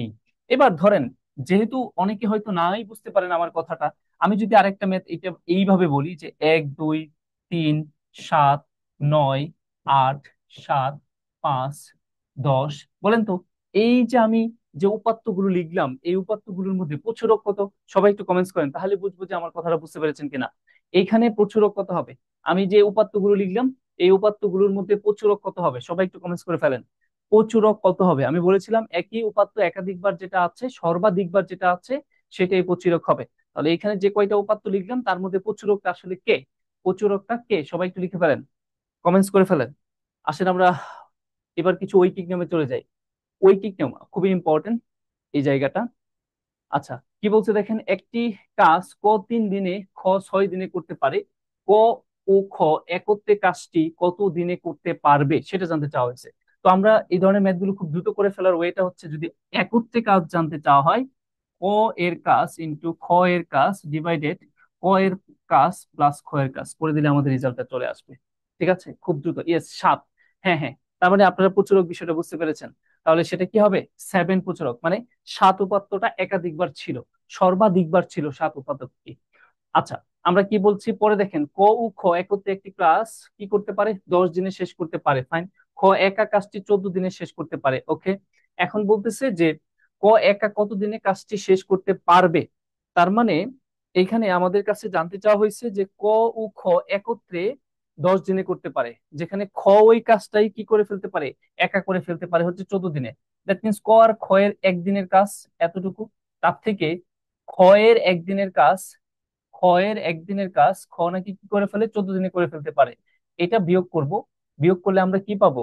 ক এর একদিনের কাজ পাবো, সেটাকে আমরা রিভার্স করে দিলেই ক ওই কাজটি একা করলে কতদিনে শেষ করতে পারবে সেটা বের হয়ে আসবে।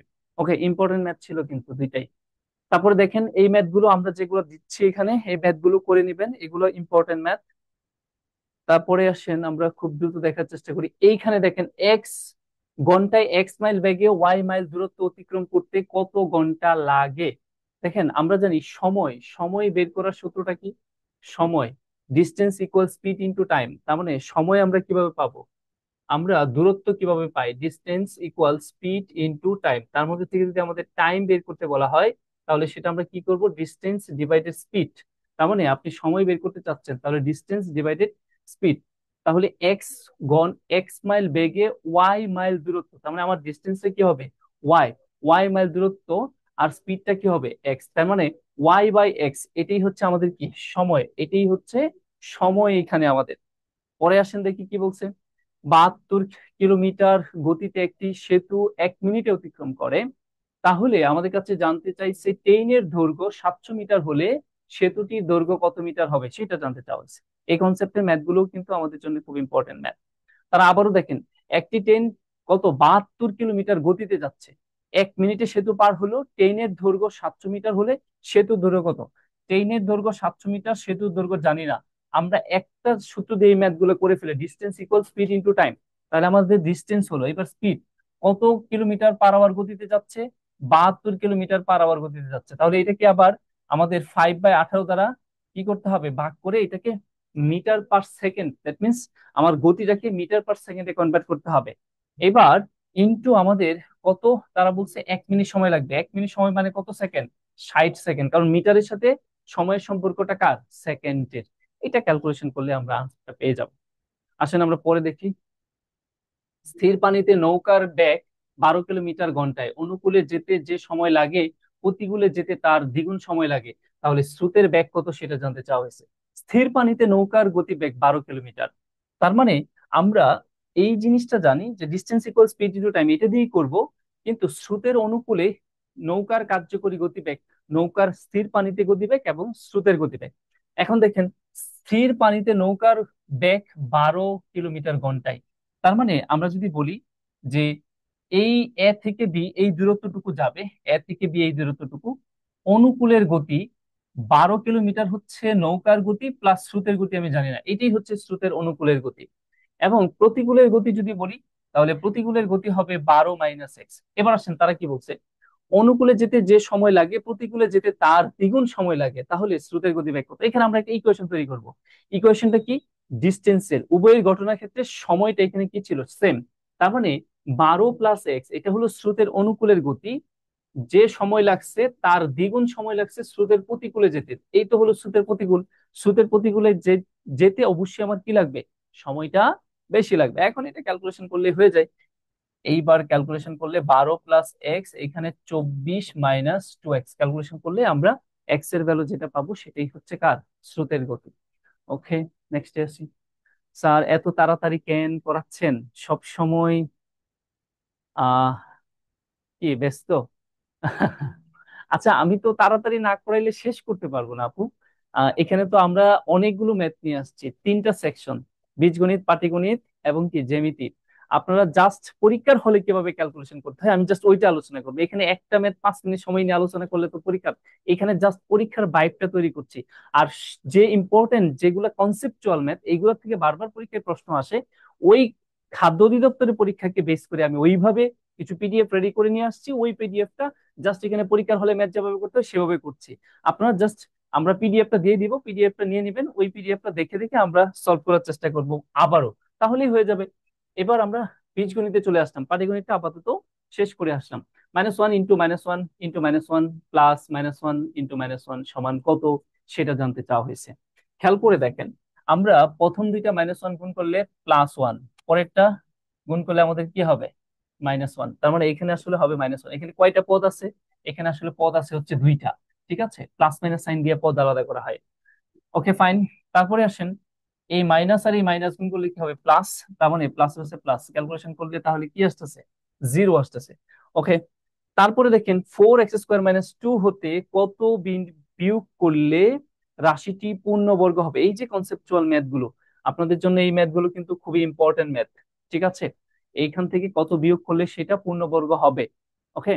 আচ্ছা, তো এই ম্যাথ গুলো আমরা খুব ভালোভাবে করার চেষ্টা করব। আসেন পরে যাই, দেখি কি বলছে। সব তো করাইতে পারছি না, আমি খুব দ্রুত যেগুলো ইম্পর্টেন্ট বেশি সেগুলো বলি। পি এর মান কত হলে 64 + 4x² - px একটি পূর্ণবর্গ সংখ্যা হবে? ঠিক আছে, তাহলে আমরা এইটাও পূর্ণবর্গ সংখ্যা, এইটাও পূর্ণবর্গ সংখ্যা, তাহলে পি এর মান কত হবে? এটা খুব দ্রুত কিভাবে করব? ওই যে a + b² সূত্র, মানে এমসিকিউর জন্য খুব দ্রুত যদি করতে চান তাহলে আমি সেই কথা বলতেছি। আদারওয়াইজ এটা আসলে যেভাবে করতে হবে সেটা হচ্ছে দ্বিঘাত সমীকরণের যে রুলটা সেটা দিয়ে করতে হয়। তো এই ফর্মুলা দিয়ে করলে, প্লাস এবং মাইনাসের ফর্মুলা যেটা আছে এইটা দিয়ে যদি করেন তাহলে আপনি চাইলে খুব দ্রুত করতে পারেন, 2ab + b²। যাই হোক, আমরা এখানে ফর্মুলা এই জায়গাটা শুধু চিন্তা করবো, এই যে 2ab আছে না, এই 2ab জায়গাটা চিন্তা করবো। তার মানে দুইটা চলকের একটা চলকের মান দেওয়া নাই। তাহলে ফর্মুলা 2, এ মানে হচ্ছে 64, 64 এর বর্গমূল কত? 8, 8 × 64, ইন্টু বি, বি মানে হচ্ছে এখানে আমাদের কি হবে? 2x। ঠিক আছে, এটা ক্যালকুলেশন করলে 8 × 2 = 16, 16 × কত? 32। তার মানে কি 32x। তাহলে আমাদের কি ছিল? পি এক্স ছিল। তাহলে পি এর ভ্যালুটা 32 আর এক্স তো আছে। দ্যাট মিনস আমাদের পি এর ভ্যালুটা যদি 32 হয় তাহলেই কেবল সেটা একটি পূর্ণবর্গ সংখ্যা হবে। ঠিক আছে, 32, রাইট। তারপর এটা কি ছিল? x/y এর সাথে কত যোগ করলে এত হবে? এগুলো আপনারা পারবেন, সহজ ম্যাথ। x + y এর মান 12, x - y এর মান 2 হলে x এর মান খুবই সহজ। a + b + c = 0 হলে a³ + b³ + c³ এর মান কত? এটা অনেকের মুখস্থই আছে, যে 3abc। ঠিক আছে, এটা দেখাইলাম না। এখানে কি বলছে? x+1/x এর মান যদি 2 হয়, তাহলে এই যে ম্যাথ গুলো দেখতে পাচ্ছেন এগুলো কিন্তু ইম্পর্টেন্ট ম্যাথ।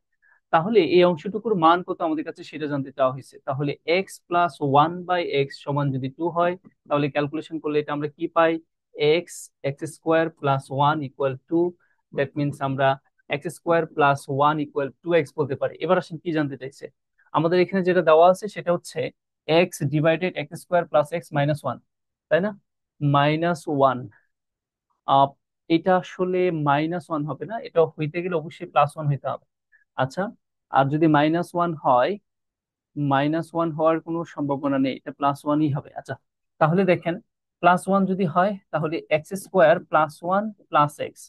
তো x/(x²+1) এর একটা মান আমরা পাইছি 2x, প্লাস এখানে x যদি হয় তাহলে 3x 1/3 হয়, সেটাও আনসার হয় না। তার মানে এইটা যদি মাইনাস হয় তাহলে হতে পারে, এটা যদি মাইনাস হয় তাহলে এটা মাইনাস হলে যেটা হবে হচ্ছে এক্স ডিভাইডেড এক্স, তাহলে আনসার হবে হচ্ছে ওয়ান। সেই ক্ষেত্রে আনসারটা ওয়ান বলা যেতে পারে। ওকে, আমরা পরে দেখি।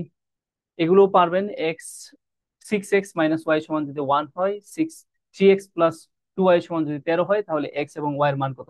এগুলো আমরা চাইলে অপশন টেস্ট করে করে ফেলতে পারি। এক্স ওয়াই এর মান কত ধরলে আমরা 1 বানাইতে পারি আর এটাকে 13 বানাইতে পারি। দেখেন, আমরা যদি এখানে এক্স এর মান 5 বলি আর ওয়াই এর মান কত বলি, 1 বলি, তাহলে দেখেন এই 6 × এক্স এর মান 5 হলে কত হবে? না, এটা হচ্ছে না। তাহলে আমরা এইটা নিয়ে কাজ করি। এক্স এর মান 1 আর ওয়াই এর মান হচ্ছে কত, 5। তাহলে দেখেন এক্স এর মান যদি 1 হয়, তাহলে 6 × 1 - ওয়াই এর মান কত, 5। ক্যালকুলেশন করলে কি আসে? 1ই আসে। ঠিক এইখানে বসায় দিকে হয় কিনা? এক্স এর মান 1, তার মানে 3, আর এক্স এর মান ওয়াই এর মান 5, তার মানে কত, 5 দুগুণে 10 = 13। ইয়েস, হয়ে গেল। তার মানে অপশন গয় আনসার হবে। এই ধরনের ম্যাথ গুলো কিন্তু পুরোপুরি করা যাবে না, জাস্ট এই ম্যাথ গুলো অপশন টেস্ট করে আমাদের খুব দ্রুত আগাতে হবে। আর আমি বারবারই বলি, অপশন টেস্ট কোথা থেকে করবেন? একদম শেষের থেকে অপশন টেস্ট করে আসবেন, তাহলে খুব দ্রুত আনসার পাওয়ার একটা সম্ভাবনা থাকে। ওকে, আমি প্রায় 1 ঘন্টা সময় হয়ে গেল, আমি আপনাদের বলি খুব দ্রুত। আমরা এই যে সূচকের কিছু ম্যাথ দেখতে পাচ্ছি, লগারিদমের ম্যাথ, এই ম্যাথটা কিন্তু ইম্পর্টেন্ট একটা ম্যাথ, ঠিক আছে? তারপরে আমরা ভেন ডায়াগ্রাম, ধারা,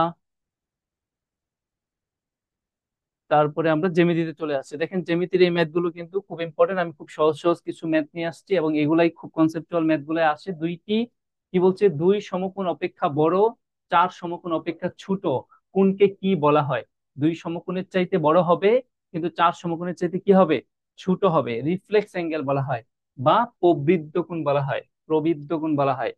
253 কোণকে কি কোণ বলা হয়? দেখেন 253 কোণ, এটা কি 180 চাইতে বড় এবং 360 থেকে ছোট, তার মানে এটাকে আমরা কি বলবো, প্রবৃদ্ধ কোণ বলবো, ঠিক আছে? রিফ্লেক্স অ্যাঙ্গেল, এগুলাই কিন্তু পরীক্ষায় আসবে। 37 ডিগ্রি কোণের বিপ্রতীপ কোণ কত? 37 ডিগ্রি কোণের বিপ্রতীপ কোণ কত? আমি এইটার আনসার সবার কাছ থেকে জানতে চাই। সবাই আমাকে 3 নাম্বার আনসারটা বলেন। এটা আপনাদের কমেন্টস পড়ে আমি পরবর্তী মেতে যাব। 37 ডিগ্রি কোণের বিপ্রতীপ কোণ কত? Vertical opposite angle. 37 ডিগ্রি কোণের বিপ্রতীপ কোণ কত? সবাই একটু কমেন্টস করেন। খুবই খুবই খুবই সহজ, কিন্তু না পারলে অনেক অনেক কঠিন। আবার আটকে গেছে প্রবৃদ্ধ কোণ, আবার আটকে গেছে, তাহলে হয়তো আপনার ম্যাথের কেস গুধলি 37। আচ্ছা, ঠিক আছে। ইয়েস, এই তো, যারা 3 নম্বরে 37 আনসার করেছেন তারা অ্যাবসলিউটলি রাইট, কারণ ভার্টিক্যাল অপোজিট অ্যাঙ্গেল, এই কোণের বিপরীত কোণ কি হবে, এটা, ঠিক আছে? ধরেন এটা যদি 20 ডিগ্রি হয়, তাহলে এটাও কত হইতে বাধ্য, 20 ডিগ্রি হইতে বাধ্য। বিষয়টা হচ্ছে এরকম। আচ্ছা, আমরা ওইদিকে না যাই, পরে আসি। কি বলছে দেখেন, 70 ডিগ্রি কোণের সম্পূরক কোণ কত? তাহলে সম্পূরক কোণ মানে আমরা কি জানি, দুইটি কোণের যোগফল যদি 180 ডিগ্রি হয়, তাহলে একটিকে অপরটির সম্পূরক কোণ বলা হয়। তাহলে 70 ডিগ্রি সম্পূরক কোণ কত সেটা আমরা বুঝতে পারছি, কত হবে 70 ডিগ্রি সম্পূরক কোণ, 110 ডিগ্রি। আসেন পরে যাই। তিনটি বাহুর দৈর্ঘ্য সেন্টিমিটার দেওয়া হলে কোন ক্ষেত্রে ত্রিভুজ অঙ্কন করা সম্ভব? সবাই এটা কমেন্টস করেন। কোন ক্ষেত্রে আপনি ত্রিভুজ অঙ্কন করতে পারবেন যদি আমাদের এখানে 3টি বাহুর দৈর্ঘ্য দেওয়া থাকে? দেখেন, আপনি যদি ত্রিভুজ অঙ্কন করার বেসিক না জানেন, তাহলে এই ম্যাথ পারবেন না। এই ম্যাথ গুলোই কিন্তু সবচেয়ে বেশি এসে থাকে পরীক্ষায়। আমরা জানি দুইটি সংখ্যার দুইটি বাহুর যোগফল তৃতীয় বাহু অপেক্ষা বৃহত্তর হলেই সেই ক্ষেত্রে ত্রিভুজ অঙ্কন করা যায়। আদারওয়াইজ দুইটি বাহুর বিয়োগফল তৃতীয় বাহু অপেক্ষা ক্ষুদ্রতর হলে। ওকে, এটার কি হবে দেখেন, আমরা 3 আর 5 যদি যোগ করি তাহলে কত হয়, 7 হয়। তাহলে তো আমাদের বলা আছে যে ত্রিভুজের 3 বাহুর যে কোনো 2 বাহুর যোগফল তৃতীয় বাহু থেকে বৃহত্তর হইতে হবে। তার মানে এইটা কিন্তু বৃহত্তর হলো না, ঠিক আছে? সুতরাং এটা ক্ষুদ্রতম হয়ে গেছে। তার মানে এইটাকে আমরা বলতে পারবো যে এটা দিয়ে আসলে আর ত্রিভুজ অঙ্কন করা যাবে না। দেখেন 4 আর 5 যোগ করলে কত হচ্ছে, 9। এখানেও কিন্তু আমাদের কি হচ্ছে, গ্রেটার দেন হয় নাই, সুতরাং এটা দিয়ে আমরা কি করতে পারবো না, ত্রিভুজ অঙ্কন করতে পারবো না। এবার দেখেন 3 আর 4 যোগ করলে কত হচ্ছে, 3 আর 4 যোগ করলে হচ্ছে 7, যে কিনা 5-এর চাইতে বড়। ওকে, এটা দিয়ে ত্রিভুজ হতে পারে। 5 আর 4 যোগ করলে কত হবে, 9, যেটা কিনা 3-এর চাইতে বড়। আবার 5 আর 3 যোগ করলে কত হবে, 8, যেটা কিনা আমাদের 4-এর চাইতে বড়। তার মানে সব ক্ষেত্রে আমরা দেখতে পাচ্ছি এটা দিয়ে ত্রিভুজ অঙ্কন করা সম্ভব। তার মানে 3, 4, 5 এটা দিয়ে আমরা ত্রিভুজ অঙ্কন করতে পারি। একটি ত্রিভুজের 3টি কোণের অনুপাত 1, 2 হলে ত্রিভুজটি কোন ধরনের ত্রিভুজ? আমি একটু সবার কাছ থেকে এটা আনসার জানতে চাই। 6 নাম্বারটার আনসার করেন। কি বলছে, একটি ত্রিভুজের তিনটি কোণের অনুপাত 1:1:2 হলে ত্রিভুজটি কোন ধরনের ত্রিভুজ আমাদের কাছে সেটা জানতে চাওয়া হয়েছে। সেটা কি সমবাহু ত্রিভুজ, সমদ্বিবাহু ত্রিভুজ, সমকোণী ত্রিভুজ, নাকি বিষমবাহু ত্রিভুজ? সবাই আমরা একটু বলি যে এটা আসলে কি ধরনের ত্রিভুজ হবে। 6 নাম্বার, একটি ত্রিভুজের তিনটি কোণের অনুপাত 1:1:2 যদি হয় তাহলে সেটা কি ধরনের ত্রিভুজ হবে? কোণের অনুপাত দেখেন, এখানে 2 না দিয়ে যদি √2 সেটা, আচ্ছা, 45 45 90, 45 45 90 সমকোণী। ওকে, আমরা পরে আসি। একটি ত্রিভুজের তিনটি বাহুর দৈর্ঘ্য 4 5 3 হলে ত্রিভুজটির ক্ষেত্রফল কত?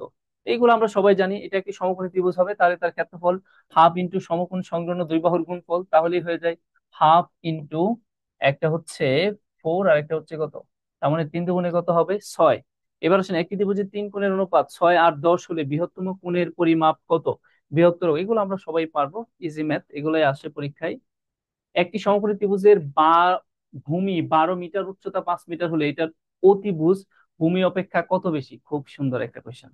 একটি সমকোণী ত্রিভুজের ভূমি 12, এই হচ্ছে একটি সমকোণী ত্রিভুজ, ভূমি 12 আর উচ্চতা হচ্ছে কত? 5।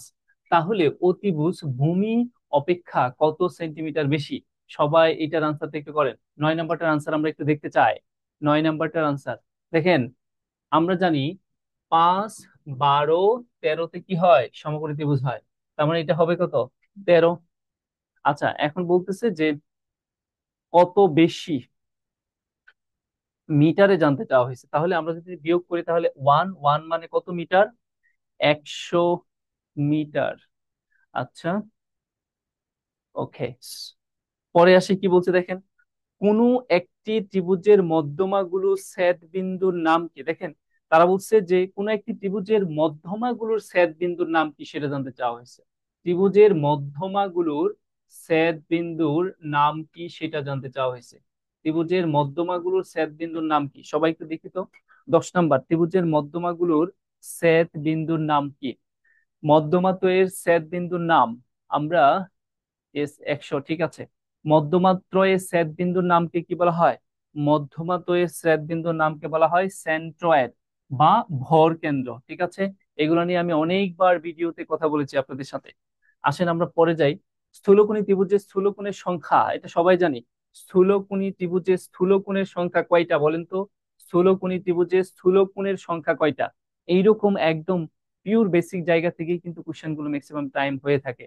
স্থূলকোণী ত্রিভুজের স্থূল কোণের সংখ্যা আসলে একটি হয়ে থাকে। আসেন, একটি সমবাহু ত্রিভুজের একটি বাহু 16 মিটার, ত্রিভুজটির ক্ষেত্রফল কত? একটি সমবাহু ত্রিভুজের, তার মানে 3 বাহু সমান, প্রত্যেকটা বাহু এখানে কত? 16। তাহলে জানতে চাওয়া হয়েছে ক্ষেত্রফল কত। আমরা জানি √3/4 ইন্টু বাহু স্কোয়ার হচ্ছে কি সমবাহু ত্রিভুজের ক্ষেত্রফল। ইয়েস, এটা ক্যালকুলেশন করলে আমাদের কি রেজাল্ট হয়। অন্তকেন্দ্র বলছেন কেন? অন্তকেন্দ্র না, অন্তকেন্দ্র না, ভর কেন্দ্র, সেন্ট্রয়েড। অন্তকেন্দ্র হচ্ছে কোণ দ্বয়ের সমদ্বিখণ্ডক যে বিন্দুতে মিলিত হয় সেটা। আসলে আমরা পরে যাই। একটি সমদ্বিবাহু ত্রিভুজের সমান বাহু দুইটির প্রত্যেকটি 5 একক হলে ভূমি 6 একক হলে ক্ষেত্রফল কত? আমরা জানি সমদ্বিবাহু ত্রিভুজের ক্ষেত্রফল যেটা সেটা হচ্ছে এখানে b/4 ইন্টু এই এ এবং এর মান দেওয়া আছে, আবার বি এর মানও দেওয়া আছে। এখানে তারা কি বলছে? সমান সমান বাহু দুইটার মান দেওয়া আছে। এটা 5, এটাও 5, আর ভূমিটা হচ্ছে এখানে কি 6। তাহলে b/4 into 4x, √4x² minus কি বি স্কোয়ার, ওটা করলে আমাদের ক্যালকুলেশনটা চলে আসবে। ওকে, 64। আচ্ছা, একটি ত্রিভুজের বাহুগুলোর অনুপাত 1:1√2 যদি হয় তাহলে বৃহত্তম কোণ 90 ডিগ্রি হলে ক্ষুদ্রতম কোণের মান কত? এটাও খুব ইম্পর্টেন্ট কোয়েশ্চেন। 1:1√2 যদি হয় তাহলে এর বৃহত্তম কোণের মান যদি 90 ডিগ্রি হয় তাহলে ক্ষুদ্রতমের কোণের মান কত? এটা যদি 90 ডিগ্রি হয় তাহলে ক্ষুদ্রতম কোণের মান কত? বুঝতেই পারছি অনুপাত দুইটা সমান, তার মানে এটা সমকোণী সমদ্বিবাহু ত্রিভুজ, তাহলে বাকি দুইটাই হবে কত? 45 ডিগ্রি, ঠিক আছে, 45 ডিগ্রি। ওকে, আসলে আমরা পরে দেখি। কোন ত্রিভুজের তিনটি বাহু বা লম্ব দ্বিখণ্ডক গুলোর ছেদ বিন্দুকে কি বলে? কি বলছে? কোন ত্রিভুজের তিন বাহু বা লম্ব দ্বিখণ্ডক, বাহুর লম্ব দ্বিখণ্ডকের ছেদ বিন্দু, বাহুর লম্ব দ্বিখণ্ডকের আমরা অনেকবার বলেছি ত্রিভুজের বাহুর লম্ব দ্বিখণ্ডক, ত্রিভুজের বাহুর লম্ব দ্বিখণ্ডকের ছেদ বিন্দুকে বলা হয় পরিকেন্দ্র। ঠিক আছে, পরিকেন্দ্র। এখানে কি বলছে, 90 ডিগ্রি মাইনাস এক্স ডিগ্রি কোণের সম্পূরক কোণের মান কত? 90 ডিগ্রি মাইনাস এক্স ডিগ্রি কোণের পূরক কোণের মান কত? পূরক কোণ, সম্পূরক হবে না। পূরক কোণের মান কত? পূরক কোণের মান হবে হচ্ছে এক্স ডিগ্রি। সাপোজ আমি যদি এইটা বলি যে এটা একটা সমকোণ, তার এই কোণটা হলো এক্স, তাহলে তার পূরক কোণ কত হবে? 90 ডিগ্রি মাইনাস এক্স। তাহলে 90 ডিগ্রি মাইনাস এক্স এর পূরক কোণ কত হবে? এক্স। ওকে। একটি সরলরেখার সাথে অপর একটি সরলরেখা মিলিত হলে যে দুইটি সন্নিহিত কোণ উৎপন্ন হয় তার সমষ্টি কত? এই একটি সরলরেখা, এই একটি সরলরেখার এদিক থেকে আরেকটি সরলরেখা সেইখানে মিলে গেল, তাহলে এখানে যে কোণটা তৈরি হলো সেই কোণের মান কত আমাদের কাছে সেইটা জানতে চাওয়া হয়েছে। তাহলে সেই কোণের মান কত হবে? 180 ডিগ্রি বা দুই সমকোণ। যাই হোক, আমরা অনেকক্ষণ আপনাদের সাথে আলোচনা করলাম। এই পর্যন্ত আমাদের জ্যামিতির আরো কিছু ম্যাথ আছে, এই পিডিএফটা আমরা দিয়ে দিচ্ছি। জাস্ট এই পিডিএফটা এই পর্যন্ত, হ্যাঁ। এই পিডিএফটা আপনারা একটু পরীক্ষার আগে আজকেই যদি দেখে ফেলেন তাহলে আপনার ম্যাথের যে প্রবলেমটা সেটা থাকবে না। আমি বারবারই বলছি, এইখান থেকেই ম্যাক্সিমাম ম্যাথ গুলো আপনি পাবেন। একদম মাস্টার কপি না পাইলেও কনসেপচুয়াল ম্যাথ যেগুলো সেগুলো আপনি রুল পাবেন। তবে সবচেয়ে বেশি ভালো হয় এই পিডিএফটা আপনারা আজকেই রাতে শেষ করে ফেলেন। আমরা আমাদের পেজে এই পিডিএফটা এখনই ডাউনলোড আপলোড দিয়ে দেব। আপনারা আমাদের কেরিয়ার ম্যাপের পেজে গিয়ে ওই পিডিএফটা ডাউনলোড করে নেবেন। ঠিক আছে, আমরা তাহলে আজকে এই পর্যন্তই। পরবর্তীতে ইনশাল্লাহ আপনাদের সাথে দেখা হবে। ততক্ষণ পর্যন্ত সবাই ভালো থাকবেন। Afrin Mahmud 180, yes you are absolutely right. অনেকেই আজকে আমাদের সাথে কমেন্টসে আলোচনা কমেন্টস করেছেন, কিন্তু আমি সবার কমেন্টস পড়তে পারি নাই, কারণ আজকে ক্লাসটাই খুব ফাস্ট, সুপার ফাস্ট ক্লাস হয়েছে। আমরা এইভাবেই নিব ভেবেছিলাম, কারণ অনেকগুলো ম্যাথ আপনাদের দেখাবো যেগুলো খুবই ইম্পর্টেন্ট এবং কনসেপচুয়াল। তো আশা রাখছি পিডিএফটা সবাই ডাউনলোড দিয়ে নেবেন। আমি খুব দ্রুতই বলবো এদেরকে, আমাদের টিমকে, সাপোর্ট টিম, যাতে পিডিএফটা আপনাদের আমাদের কেরিয়ার ম্যাপের পেজে আপলোড দিয়ে দেয়। ঠিক আছে, সবাই পিডিএফ পাবেন, কেরিয়ার ম্যাপের পেজ থেকে আপলোড করে নেবেন। আমরা আপলোড করে দিচ্ছি, ডাউনলোড করে নেবেন। পরবর্তীতে খুব দ্রুতই আপনাদের সাথে দেখা হবে ইনশাল্লাহ নেক্সট ক্লাসে। আর আমাদের ব্যাংকের যে 23 সাল ভিত্তিক সাজেশন ভিত্তিক যে কোর্সটা রান হয়েছে তারও কিন্তু আজকে ক্লাস আছে। যারা ক্লাস করতে চান তারা চাইলে আমাদের সাথে জুম সেশনে অ্যাড হতে পারেন। যারা 23 সাল ভিত্তিক পরীক্ষা দিবেন, হয়তো নভেম্বর অথবা ডিসেম্বরের মধ্যে পরীক্ষা হয়ে যাওয়ার সম্ভাবনা খুবই বেশি, ওইখান থেকে আর্টস ফ্যাকাল্টি এবং বিজনেস ফ্যাকাল্টি যে ধরনের প্রশ্নগুলো করে থাকে সেই প্রশ্নগুলোর আলোকে আমরা আজকে প্রফিট এন্ড লস এবং পার্সেন্টেজ এই দুইটা টপিকের উপর আপনাদের সাথে আলোচনা করবো এবং খুবই খুবই ইম্পর্টেন্ট ম্যাথগুলো নিয়ে কথা বলবো। তো আশা রাখছি আপনারাও সেই ক্লাসটাতে জয়েন করবেন। ততক্ষণ পর্যন্ত সবাই ভালো থাকবেন। আল্লাহ হাফেজ, আসসালামু আলাইকুম, টাটা, বাই।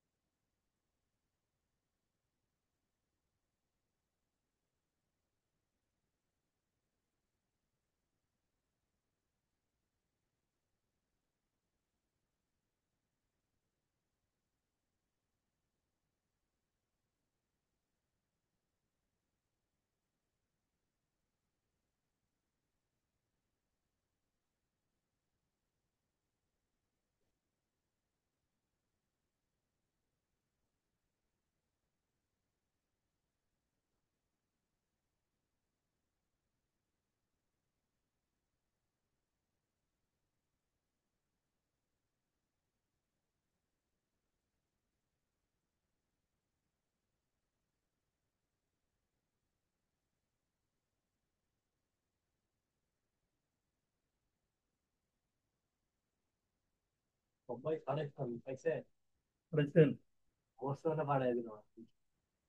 ও আচ্ছা, বই রেখে দিয়ে যাবে, তারও আছে পরে।